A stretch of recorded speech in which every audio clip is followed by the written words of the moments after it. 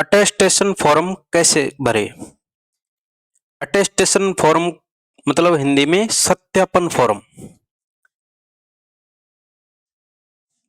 तो सबसे पहले तो आपको यह जानना आवश्यक है कि यह फॉर्म किस काम आता है। किसी भी प्रकार की सेंट्रल या स्टेट गवर्नमेंट की जॉब हो, उसमें आप भर्ती होते हो, तो कोई तो ज्वाइनिंग से पहले भरवा लेता है, कोई ज्वाइनिंग के टाइम भरवाता है। मतलब कोई तो आप जब डॉक्यूमेंट वेरिफिकेशन करवाते हैं उस टाइम ही मांग लेता है, कोई आप जब फाइनल ज्वाइनिंग देते हैं उस टाइम मांग लेता है। लेकिन जब भी हो, ये फॉर्म सभी प्रकार की भर्तियों में अवश्य भरवाया जाता है। तो आज मैं आपको इसको भरने की प्रक्रिया बता रहा हूं। यह सभी प्रकार की सेंट्रल व स्टेट गवर्नमेंट की जो भर्तियां हैं उसमें काम आने वाला है। आज तो मैं स्पेशल रेलवे के जो आरपीएफ के अभ्यर्थी हैं, जिनका आज फाइनल अलॉटमेंट लिस्ट जारी हुई है, उनके लिए यह बताने जा रहा हूं। जैसा कि आप ये नोटिस देख रहे हो आरपीएफ का, जिसमें इन्होंने दस्तावेज जो सत्यापन है उसी टाइम ये अटेस्टेशन फॉर्म मांगा है। मतलब ये फाइनली सिलेक्टेड है एक तरीके से।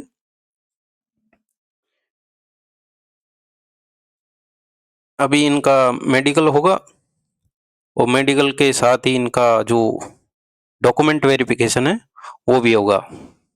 तो आरपीएफ के अभ्यर्थी इसको ध्यान से देखें, आप अपने सभी डॉक्यूमेंट्स तैयार रखें।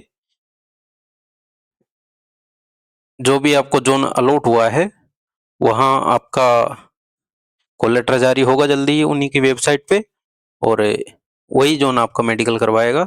तो आप सभी अटेस्टेशन फॉर्म कैसे भरे इसको ध्यान से देखें। और रेलवे के ग्रुप डी के हो, चाहे एनटीपीसी के हो, चाहे पैरामेडिकल कैटेगरीज के हो, चाहे जेई की भर्ती हो, चाहे लोको पायलट की भर्ती हो, चाहे टेक्नीशियन की भर्ती हो, किसी भी प्रकार की भर्ती हो, एसएससी की हो, सेंट्रल गवर्नमेंट की हो, DSSB की हो, चाहे स्टेट गवर्नमेंट की हो, सब में ये काम आने वाला है। मैं आपको इसको बताने जा रहा हूं। तो इसमें देखो, सबसे पहले तो यह है, पहले वार्निंग पढ़ लीजिए आप। क्लियर लिखा है इन्होंने, the furnishing of health information of or suppression of any factual information in the attestation form would be disqualification and is likely to render the candidate unfit for employment under the government। Clearly लिखा है, किसी भी प्रकार की false information भर दिया या छुपा लिया आपने अटेस्टेशन फॉर्म में, तो आपको भर्ती से आपको डिस्क्वालीफाई कर दिया जाएगा। अगर आप डिटेंड हुए हो, अरेस्ट हुए हो या प्रोसिक्यूटेड रहे हो कभी, तो कोई भी फाइन वाइन लगाओ किसी भी तरह की, तो आपको इसमें डिटेल दे देनी है। कोई सोचे कि मेरे ऊपर केस लगाए मैं छुपा लूं, बिल्कुल नहीं छुपा ला भाई। आपके ऊपर कभी केस लगाए उसकी एक्चुअल कंडीशन इसमें बता देना। ये नहीं कि, क्योंकि देखो पुलिस वेरिफिकेशन के लिए जाएगा, ये फॉर्म जाता है पुलिस वेरिफिकेशन के लिए। जब भी पुलिस वेरिफिकेशन होता है ये उसी पर्पज के लिए भरवाया जाता है, तो वहां से आपकी सारी जांचें हो जाती। इसलिए एक भी इंफॉर्मेशन नहीं छुपाना। कोई केस चल रहा है, आपकी ज्वाइनिंग नहीं रोकी जाएगी। केस चल रहा है तो, केस चल रहा है तो भी आप उसकी डिटेल दे देना कि भाई फला फला मामले में, फला फला कोर्ट में, फला थाने में मेरा ये केस चल रहा है। कोई दिक्कत नहीं आएगी। अगर आप बरी कर दिए जाते हो, कोई मतलब आपकी जो ज्वाइनिंग वगैरह है उस पर कोई फर्क नहीं पड़ेगा। बाद में आप बहाल हो जाओगे और आपको ज्वाइनिंग दे दी जाएगी, मतलब उस कंडीशन पे कि भाई केस वे चल रहा है, बाकी छुपाना नहीं। बाकी अगर आप कहीं दोषी पाए गए तो वो बात अलग है, उस हिसाब से आपकी कार्रवाई हो जाएगी। ठीक है, तो सबसे बड़ा ध्यान यही रखना है। इसके अलावा तीसरा ये देखिए, तीसरा नंबर का जो वार्निंग है, if the fact that false information has been furnished or that there has been suppression of any factual information in the attestation form comes to notice at any time during the service of a person, his service would be liable to be terminated. तुरंत terminate कर दिया जाएगा कभी भी, पूरी service में भी ये फॉर्म हमेशा रहेगा। ध्यान रखिए, इसकी जो कॉपीज है पुलिस वेरिफिकेशन के साथ भी जाती है, आपकी पर्सनल फाइल में लगती है और हमेशा रहती है। ठीक है, तो इसको भरना सीख लीजिए। यहाँ तो लगानी है आपको पासपोर्ट साइज 5x7 सेंटीमीटर की फोटो, और उस पे आपको क्रॉस साइन कर देना है ऐसे, मतलब जैसे आधा थोड़ा बहुत बाहर हो और थोड़ा बहुत फोटो पे हो, ऐसे क्रॉस साइन कर देने हैं आपको। कोई भी फोटो चिपका लेनी है। ठीक है, अब देखिए इसमें ये लिखा है name in full in block capital with large if any, please indicate if you have added or dropped in any stage any part of your name or surname। ध्यान रखिए, इसमें पूरा नाम लिखना है। जैसा कि कहीं तो इंस्ट्रक्शन दिए होते हैं ब्लैक पेन से भरो और कहीं इंस्ट्रक्शन दिए होते हैं ब्लू पेन से भरो। मैंने अपना फॉर्म है रेलवे के टाइम, जब मैं रेलवे में था और बाद में मैं एसएससी से लगा, तो उस टाइम भी हमने ब्लैक पेन से ही भरे थे। तो मैं पूरा अटेस्टेशन फॉर्म आपको ब्लैक पेन से ही भर के दिखा रहा हूं। ठीक है,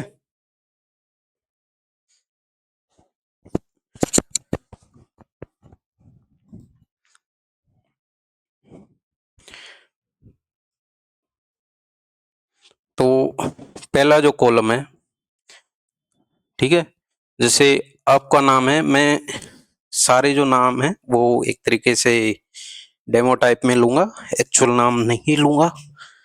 ठीक है, जैसे मान लो किसी का नाम है दिनेश कुमार वर्मा है। ठीक है, तो आपको यहाँ पूरा नाम लिखना है। मैं ब्लैक पेन ही ले रहा हूं। ठीक है, जैसे मान लो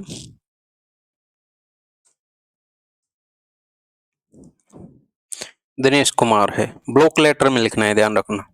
और रेलवे में भी ब्लैक पेन से ही मांगेंगे अटेस्टेशन फॉर्म, इसलिए आप ब्लैक पेन से ही इसको भरना, ब्लैक बॉल पॉइंट। ठीक है, जैसे मैंने नाम बताया दिनेश कुमार वर्मा, तो आप ब्लॉक लेटर में दिनेश कुमार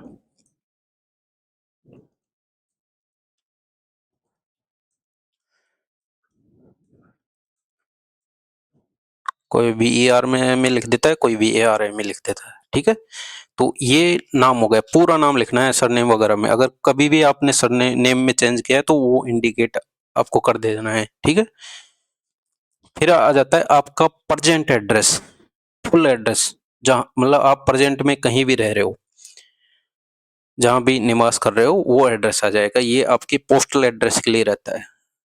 हालांकि कोशिश करना परमानेंट व प्रेजेंट एड्रेस में अपना जो स्थायी पता है उसी को देना, ताकि बाद में कभी आपका किसी तरह का पत्राचार करना हो तो आपको दिक्कत ना आए। तो मैं ले लेता हूँ, जैसे कोई भी काम ले लो, विलेज लिख दो, विलेज कोई भी लिख दो, जैसे सीतापुरा लिख दो।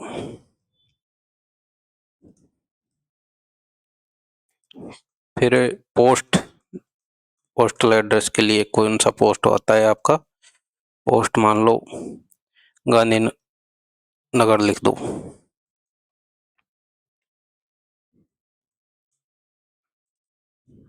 सारे मतलब ऐसे ये डमी कोई एक्चुअल एड्रेस नहीं है, आपको समझाने के लिए है। तहसील हो तो तहसील तालुका जो भी लिखते हो वो लिख दो, जैसे तहसील लिख दिया जयपुर।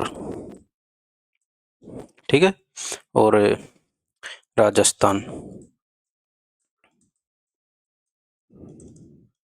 और कुछ भी पिन कोड इसमें लिख दिया अपना पिन कोड, पूरा ब्लॉक लेटर में लिखना है, कैपिटल लेटर में मतलब। फिर आ जाना आप होम एड्रेस, परमानेंट जो एड्रेस रहता है आपका, इसमें पूरा अपना होम एड्रेस लिख देना। ये तो वो है जहां आप रह रहे हो, और ये होम एड्रेस मान लो सेम ही है तो सेम लिख दो, कोई दिक्कत नहीं है।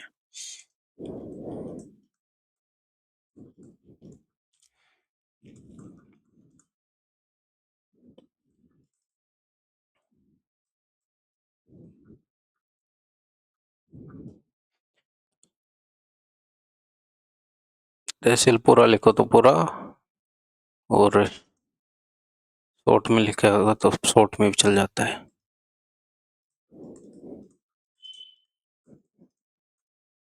और यहाँ पूरा पिन कोड, ठीक है।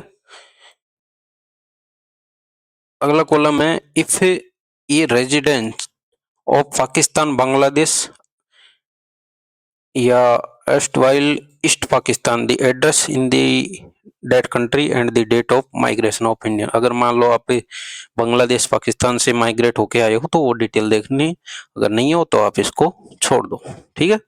फिर आपका आधार नंबर, यहाँ आपका आधार नंबर कोई भी हो, जो भी हो, मैं ऐसे ही भर रहा हूँ, जो भी 12 अंक का होता है, ठीक है।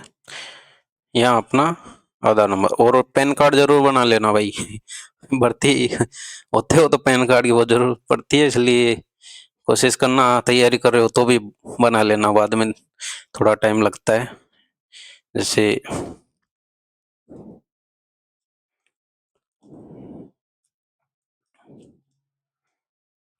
कोई भी मैंने इंडिकेट किया है इस तरह से आपको पैन नंबर। नेशनलिटी में आप इंडियन हो ही प्योर, ओके। फिर आपका डेट ऑफ बर्थ जो भी हो, मतलब ये कॉलम दे रखे हैं,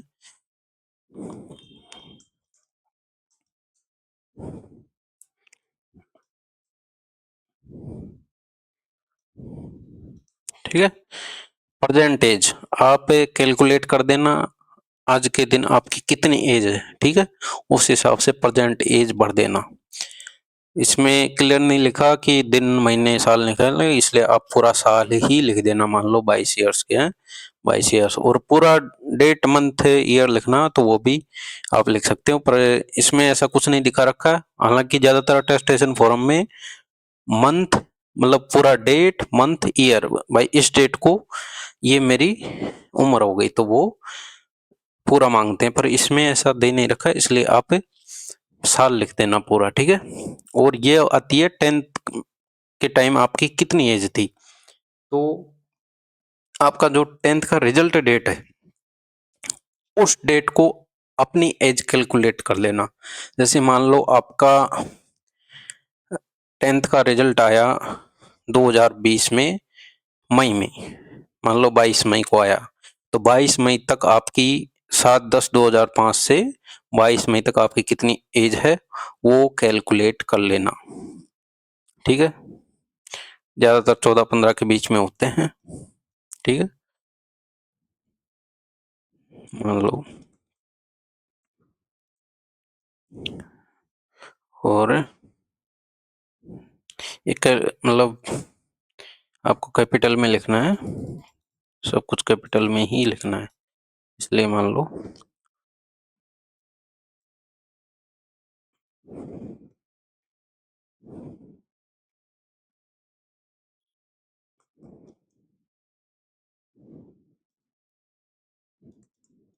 ठीक है। अब आ जाता है अगला कॉलम, बर्थ प्लेस, बर्थ मतलब place of birth, district and state in which situated, मतलब जहां आपका जन्म हुआ है उसका जिला और स्टेट। सबसे पहले तो बर्थ प्लेस लिख लीजिए। जैसे अभी मैंने गांव लिखा था, कौन सा, सीतापुरा लिखा था, तो सीतापुरा, जैसे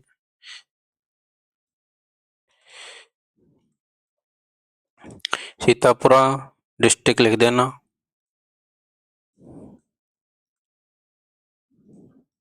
और स्टेट, स्टेट भी इंडिकेट करना है, जैसे स्टेट में लिख देना राजस्थान। फिर आता है district and state to which you belong, मतलब आप किस स्टेट से अभी बिलोंग करते हैं और उसका स्टेट लिख देना। मान लो डिस्ट्रिक्ट लिख दो जयपुर, और स्टेट लिख दो,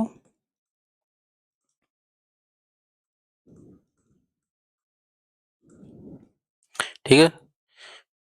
आपके जो फादर है वो किस डिस्ट्रिक्ट और स्टेट से बिलोंग करते हैं वो लिख देना है, तो ज्यादातर का तो सेम ही रहेगा। और स्टेट,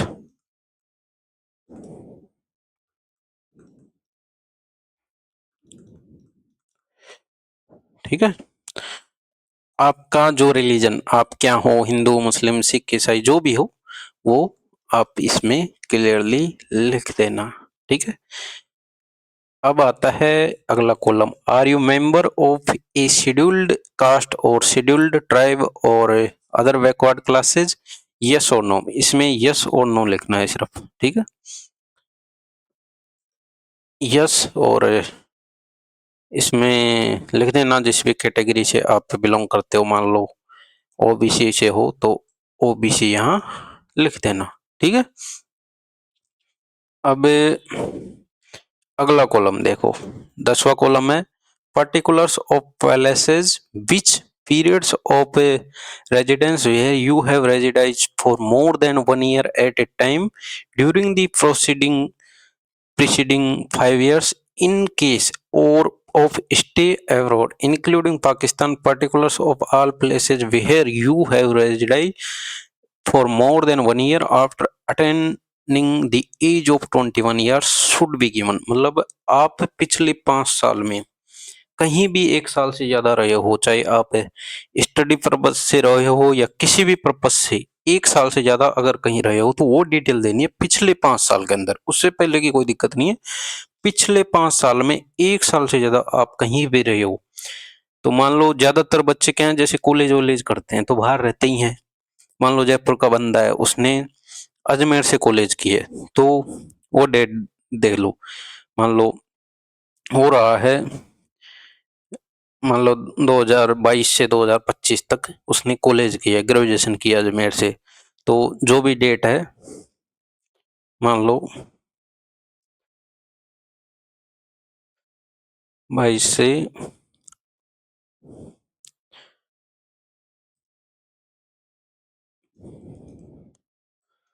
ठीक है, रहे हो तो ये डेट दे देना और जो रहे हो उसका एड्रेस इसमें लिख देना। रेजिडेंस एड्रेस इन फुल, पूरा एड्रेस देना है वहां रहे हो। Name of district headquarter of palace mentioned, यहाँ का डिस्ट्रिक्ट कौन सा है, मान लो अजमेर थे तो अजमेर इसमें दे देना है, ठीक है, डिस्ट्रिक्ट हेडक्वार्टर। अब देखो सबकी डिटेल मांगी है इन्होंने, मतलब पूरी फैमिली की डिटेल है एक तरीके से, ठीक है। ये है फादर का, मान लो फादर का नाम है मान लो सीताराम है, तो सीताराम वर्मा लिख दो, पूरा नाम आएगा। फिर नेशनलिटी बाय बर्थ और बाय डोमिसाइल, ठीक है, जो भी नेशनलिटी हो, उसके जन्म से हो या वो उसका रहवास से हो, जो भी प्रेजेंट टाइम जो भी उसकी भी नेशनलिटी हो वो इसमें भर देना है, ठीक है। प्लेस ऑफ बर्थ जहां वो उसका जन्म हुआ हो, ठीक है। ऑक्यूपेशन, अगर वो फार्मर वगैरह है तो फार्मर लिख दो, और अगर वो एम्प्लॉयड है, मान लो पुलिस में है, मान लो एसआई है, तो उसको आपको पूरा दिखाना है, सब इंस्पेक्टर, ठीक है। कैपिटल लेटर में लिखना है आपको सारा, मैंने छोटे में लिख दिया, ठीक है। और उसका जो एड्रेस है जहाँ वो ड्यूटी कर रहा है वो पूरा भर देना है। फिर उसका जो पोस्टल एड्रेस है, ठीक है, और अगर वो एक्सपायर हो गए हो किसी का फादर मान लो, तो जो लास्ट उसका एड्रेस है जहाँ वो रहे हो वो एड्रेस इसमें देना है, ठीक है। और उसका परमानेंट होम एड्रेस इसमें भरना है फादर का। फिर आ जाता है मदर का,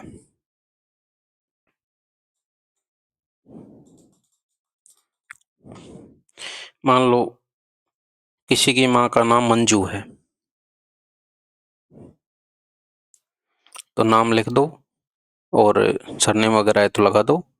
नेशनलिटी में इंडियन आ ही जाएगा। फिर कहाँ जन्म हुआ, मान लो वो अलवर की है मान लो, तो जो भी हो पूरा इसमें दे देना है, और उसका पूरा एड्रेस।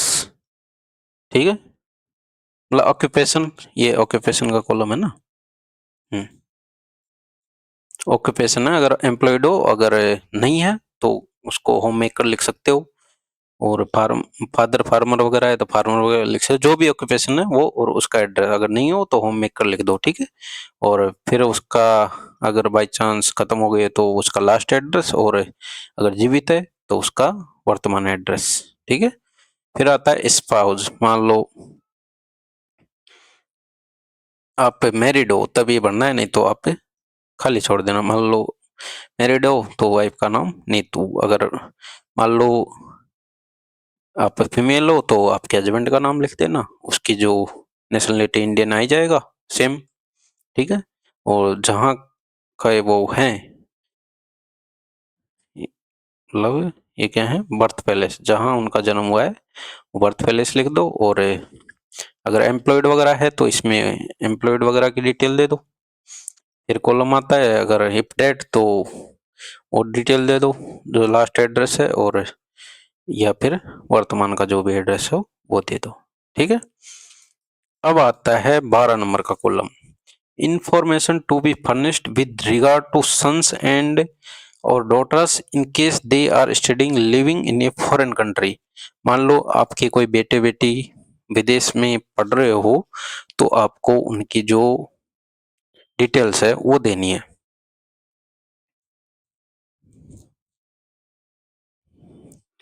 ठीक है, अगर विदेश वगैरह में रह रहे हो तभी ही आपके बेटे बेटियों को देनी है। ज्यादातर तो अनमेरिड ही होंगे, तो आपके लिए ये कॉलम कोई काम का नहीं है। फिर आता है एजुकेशन क्वालिफिकेशन। एजुकेशन क्वालिफिकेशन कब का देना है, इस चीज को आप ध्यान से देखना।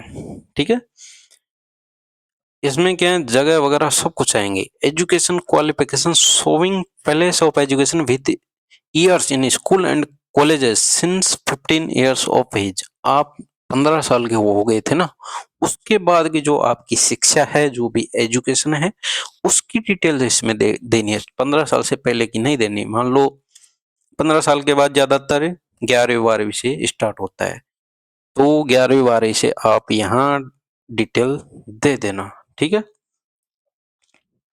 जैसे मान लो आपने किसी भी स्कूल से, मान लो गवर्नमेंट स्कूल से है, government senior secondary school Jaipur, जो भी हो उसका पूरा एड्रेस, फुल एड्रेस देना है पिन कोड से। ठीक है, आपका एडमिशन कब हुआ और आपने छोड़ा कब, तो ये चीजें मिलेगी आपकी जो टीसी है उसके अंदर, डेट ऑफ एंट्री और डेट ऑफ लिविंग टीसी के अंदर आपको मिलेगी। और हो सके तो आप स्कूल में जाके ये चीजें ले आना। ठीक है, कौन सी पास करी, अगर 2 क्लास की है तो अलग अलग लिख दो, अगर एक की है तो अलग अलग स्कूल लिख दो, फिर जो भी क्लास है वो लिख दो।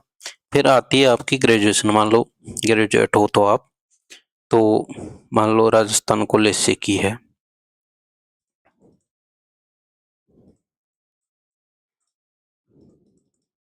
ठीक है, तो अभी इसमें क्या है, टीसी वगैरह ज्यादातर लेते नहीं है ग्रेजुएशन की, और वैसे ही चले जाते हैं। तो ये करना, आप मंथ लिख देना। मान लो मैक्सिमम क्या होते हैं, जुलाई में एड्रेस होते हैं, जुलाई 2022 में मान लो लिया था, और छोड़ा किसी ने जब आपका रिजल्ट आया है वो मंथ आप लिख देना, मान लो मई 2025। और अगर ला सको तो कॉलेज में जाके, रेगुलर एडमिशन है तो डेट ले आना, अगर रेगुलर नहीं हो तो आप को देने की जरूरत है ही नहीं। अगर नॉन कॉलेज हो तो वैसे ही आप ये डिटेल आप दे देना। ठीक है, जो भी किया है, बीए की है तो first year second year third year पूरा लिख देना, फाइनल ईयर, और 4 साल की तो 4 साल की लिख देना, ग्रेजुएशन 4 ईयर्स या first year second year third year final year. ठीक है, सेमेस्टर हो तो सेमेस्टर की डिटेल लिख देना, या ऐसे लिख देना एक साथ, graduation 1 to 8 semesters, 1 to 6 semesters. ठीक है, एक साथ, तो इस तरह ये सारी चीजें आ जाएगी। आगे एजुकेशन क्वालिफिकेशन, अब यह है उनके लिए जो, अगर मान लो कोई गवर्नमेंट जॉब में रहे हो तो उसको छोड़ के अगर आ रहे हो तो छुपाना मत चीजें, चाहे कुछ भी हो, एक भी चीज नहीं छुपाना, दिक्कत हो जाएगी बाद में, ठीक है। गलत मत बनना और छुपाना मत। इसमें यह है, आर यू होल्डिंग और have any time held an appointment under central और स्टेट गवर्नमेंट और ए सेमी गवर्नमेंट और ए क्वासी गवर्नमेंट बॉडी और एन एटोनोमस बॉडी और ए पब्लिक सेक्टर अंडरटेकिंग और ए प्राइवेट फर्म और institution, if so give full particulars with date of employment up to date। अगर आप किसी भी तरह से रोजगार में रहे हो तो चाहे सरकारी हो चाहे प्राइवेट हो, डिटेल देनी है, कब से कब रहे।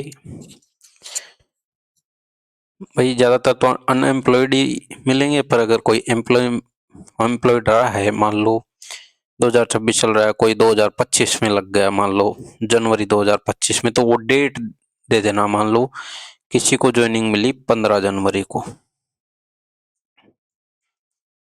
ठीक है, और अभी भी वर्किंग हो तो टिल डेट लिख देना, और छोड़ दिए हो, रिजाइन दे दिए हो तो वो डेट यहाँ मेंशन कर देना।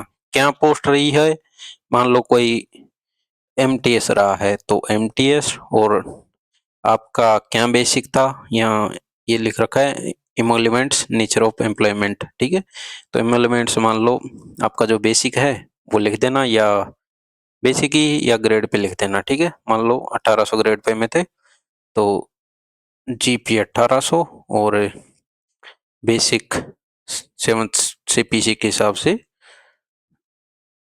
बेसिक पे मान लो आपका अभी 22,000 है, जो भी हो एनीथिंग तो वो दिखा देना। और नेचर ऑफ एम्प्लॉयमेंट तो जो भी हो, मिनिस्ट्रियल या जो भी हो आपका नेचर, मान लो एलडीसी है तो मिनिस्ट्रियल, और कुछ भी हो बड़ी पोस्ट वाला तो कौन आएगा खैर इसमें, ठीक है। और आपके एम्प्लॉयर का पूरा एड्रेस, जिस ऑफिस में आप काम करते हो उसका जो आपका एम्प्लॉयर है, मतलब जहाँ से आपका हेड होता है प्रत्येक डिपार्टमेंट में कंट्रोल करने वाला, जैसे रेलवे में है तो डीआरएम ऑफिस में होता है, जैसे भाई सीनियर डीपीओ फला फला, ठीक है। इंजीनियरिंग में सीनियर डीएन वगैरह जो भी हो, आपको जो भी हैंडल कर रहा हो, और अन्य किसी डिपार्टमेंट जो भी आपका कंट्रोलिंग अथॉरिटी हो उसका यहाँ एड्रेस एम्प्लॉयर में लिख देना, ठीक है। Reason of for living of previous year, अगर छोड़ दिए हो तो वो, अगर नहीं छोड़ी हो तो इसमें कुछ मत लिख लेना, ठीक है। और या फिर फैमिली रीजन कुछ भी, या पर्सनल रीजन लिख देना, कैपिटल लेटर में लिखना, ठीक है। मैंने शॉर्ट में स्मॉल में लिख दिया, ठीक है। ओके, अब अगला कॉलम आता है, if the previous employment was under the government of India, state government undertaking owned और controlled by the government of India और state government and autonomous body, university local body, if you have left service on giving month notice under the rule 5 of the central civil service temporary service rule 1965 or any similar corresponding rule for disciplinary proceeding framed जो भी हो तो उसकी detail आपको दे देनी है। अगर मान लो कईयों में क्या होता है, नोटिस वोटिस का होता है तो वो डिटेल आपको देना है। तो इसको, अब आती है आपकी, ठीक है, इसको समझ गए होगे। अगर भाई अगर नोटिस दिया हो, क्या दिया हो, जो भी हो, तो उसकी आपको डिटेल दे देने हैं, या वैसे किसी काम का ये है नहीं, ज्यादातर तो नोटिस देके ही आते हैं, ठीक है।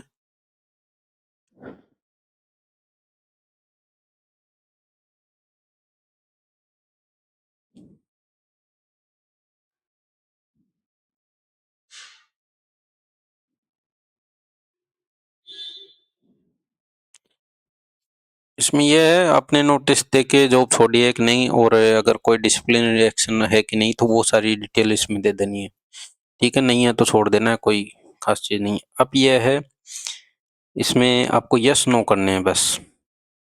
पहला यह है कि क्या कभी आप डिटेंशन में रहे हो, तो इसको काट देना और ये कर देना नो।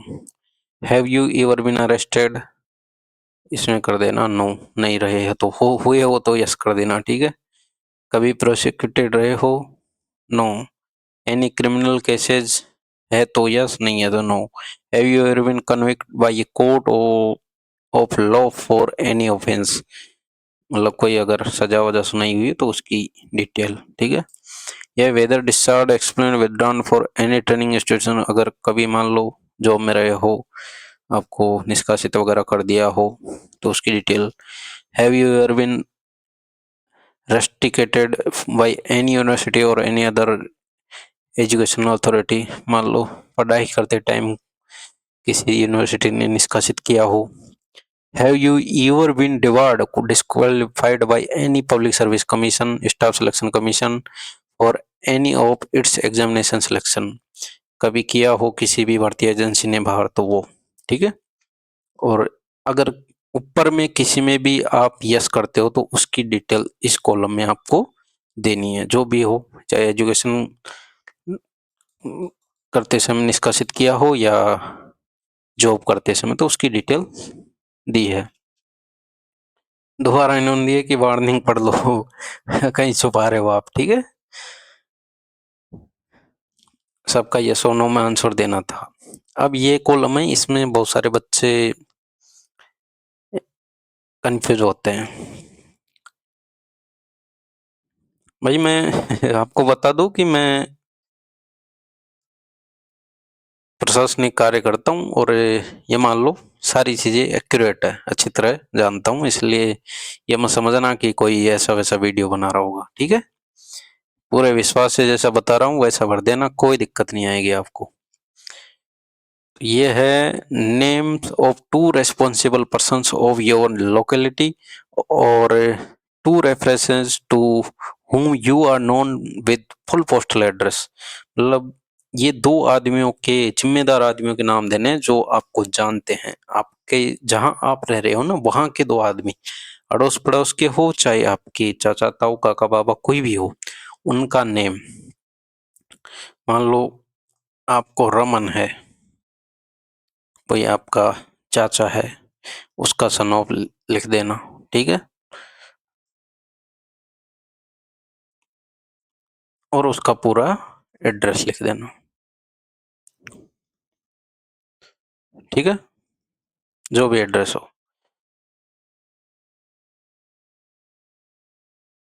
ठीक है। मान लो कोई चमन है,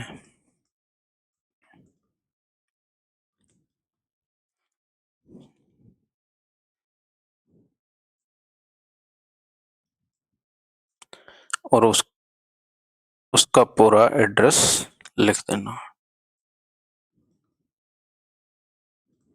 जो भी हो। वो आपको जानने चाहिए क्योंकि पुलिस वेरिफिकेशन करने जाएगी, तो अगर बाई चांस पूछेगी तो इन्हीं दो आदमी से आपका डिटेल पूछेगी वो, ठीक है। तो उन्हीं को देना जो आपके वेल नोन पर्सन्स हो, आपको अच्छी तरह जानते हो। फिर लास्ट में ये डिक्लेरेशन है, ठीक है। ये आपको साइन, डेट और प्लेस और अपना नाम, ठीक है। जैसे आपका ऊपर नाम मैंने क्या लिया था, जो भी लिया था एनीथिंग,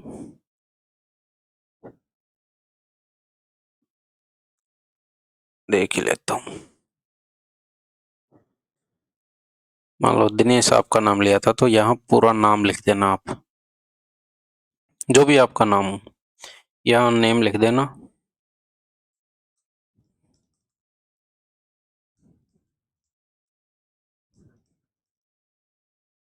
और यहाँ अपने साइन कर देना जो भी आप करते हो, ठीक है। और जिस स्टेट को भर रहे हो वो भर देना, डेट, और जहाँ से भर रहे हो, मान लो जयपुर में भर रहे हो वो जगह लिख देना,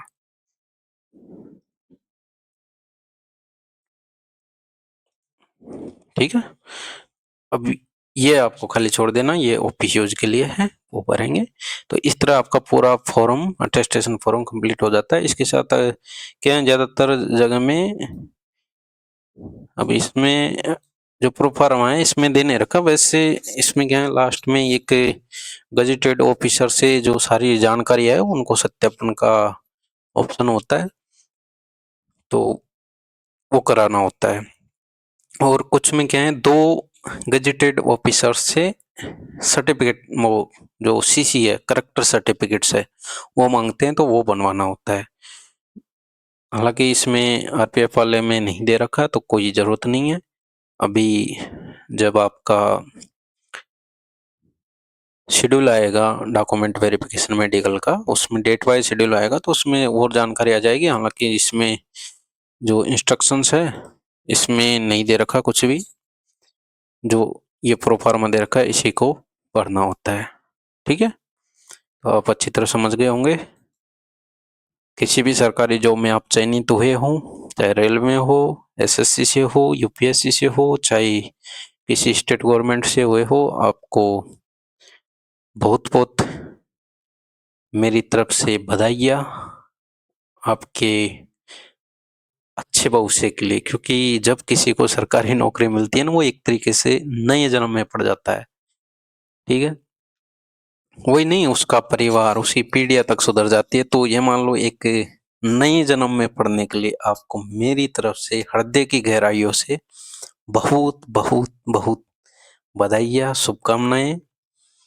अगर आपको सब कुछ समझ में आया हो, मेरी ये जानकारी अच्छी लगी हो, तो मेरी इस मेहनत के लिए मेरे इस चैनल को सब्सक्राइब जरूर कर दीजिए, और अपने जो जानने वाले भाई है उन तक मेरे इस वीडियो को शेयर जरूर कर दीजिए। धन्यवाद। जय हिंद।